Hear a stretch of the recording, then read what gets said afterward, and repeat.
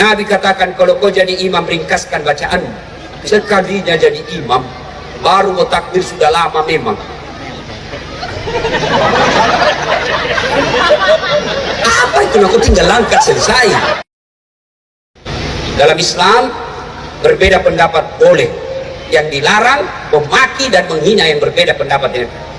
Kenapa ada dalam Islam berbeda pendapat?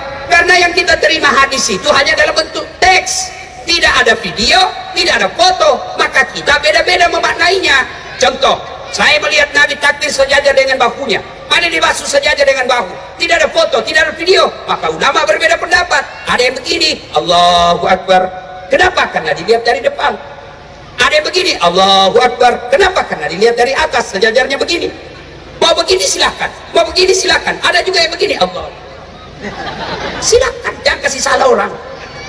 Meletakkan tangan saja salat takbir itu kan baru wajib. Allahu Akbar pertama antara pusat dengan dada.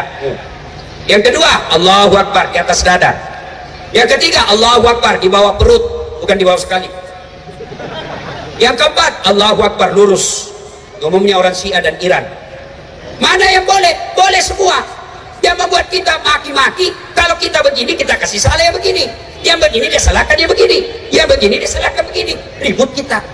Mana yang salah Ustaz? Kalau kau pakai semua, Allah, salah itu bos. Nah, jelas ya? Berjamaah. Yang ketiga, kenapa orang malas datang berjamaah ke masjid? Karena manajemen masjid tidak bagus. Tolong kalau ada pengurus masjid di sini, jangan simpan saldo itu uang. Sedekahnya orang tiap maghrib, sedekahnya orang tiap Jumat, jangan kau simpan di bank. Ketika kau simpan di bank, apalagi bank konvensional, maka uangnya orang mengendap, tidak jalan amal jariahnya. Jadikan dia keran air, jadikan dia tegel, jadikan dia sound system, jadikan dia horden, jadikan dia jam, jadikan dia AC supaya jalan itu amalnya orang. Saldo kas 70 juta, kita masuk toilet tidak ada airnya.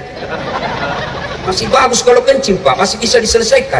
Tapi kalau itu yang kuning, mana kita mau keluar begini bos? Tidak ada air. Apalagi penyebab orang malas ke masjid, manajemen masjid tidak bagus.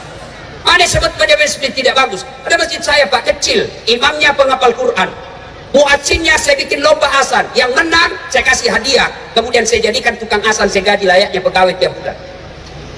Kemudian penceramahnya belum ceramah saya sudah kirim honornya. Kalau dia khotbah Jumat di Jepang, Jumat ini saya sudah kirim honornya. Kasih naskahnya, kasih judulnya, kasih referensinya. Mic-nya bagus. Coba karpetnya tiap tahun kita ganti. Ini apa? Ramai orang datang ke masjid, merasa nyaman di masjid itu. Tidak bagaimana orang mau ke masjid yang azan, orang tua sudah pensiun. Sesak napas.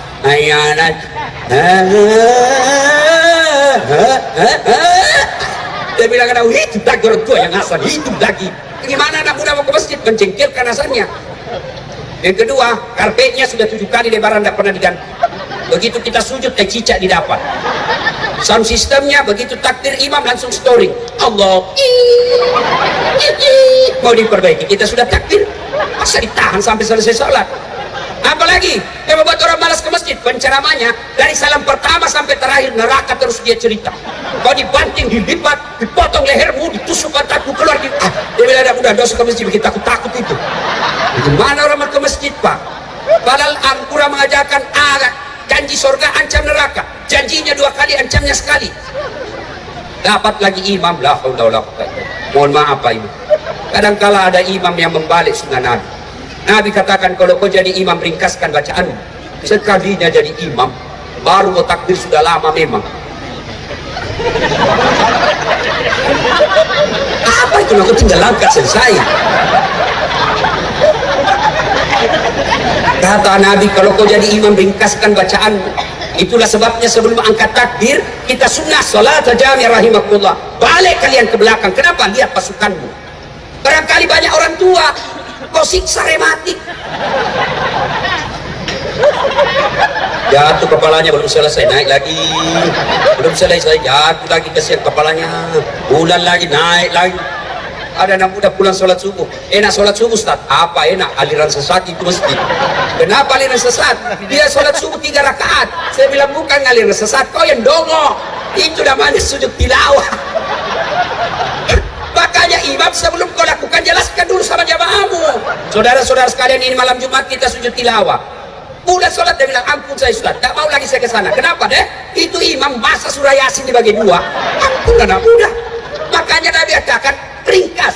Itu ajaran Nabi. Banyak saya lihat imam dia senang yang baca yang susah-susah dan panjang. Tak tahu dan sunnah dari mana. Kata Nabi, kalau kau jadi imam ringkaskan bacaan. Di belakang ada ibu-ibu yang mau kentut. Di belakang ada polisi pakai sepatu baru, dia lupa parkir. Gila sudah sepatu. Ayo. Maka Nabi katakan ringkaskan. Ada juga itu pernah Nabi, karena ada anak-anak yang lagi sholat, ada orang tua bawa anaknya, nangis anaknya di belakang. Nabi dengar, diringkaskan cepat sholatnya. Kenapa? Karena memperhatikan anak yang lagi nangis. Ini sekalinya anaknya orang nangis, tambah dia kasih panjang. Rasa kau siapa suruh bawa anak-anak ke masjid? Yang kedua kata Nabi, kalau kau jadi imam, bacalah yang umumnya orang hafal. Kenapa disunahkan umumnya orang hafal? Satu, supaya orang khusyuk bisa ikut.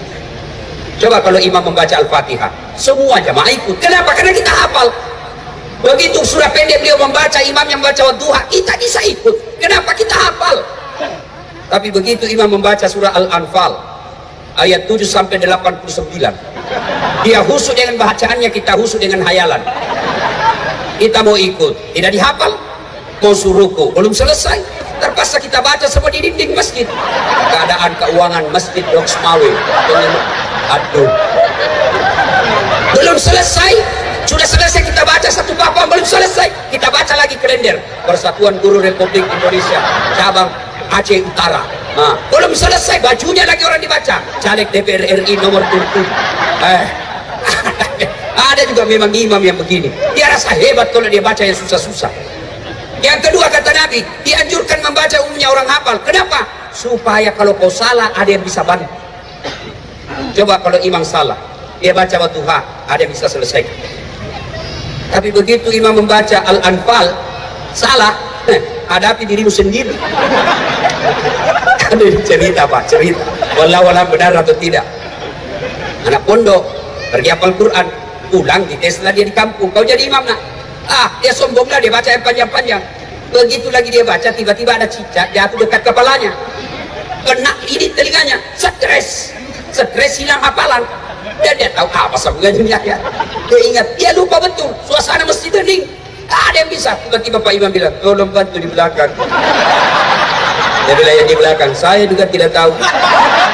Tiba-tiba ada anak muda berteriak, bilang, kalau begitu ya sudah lawak.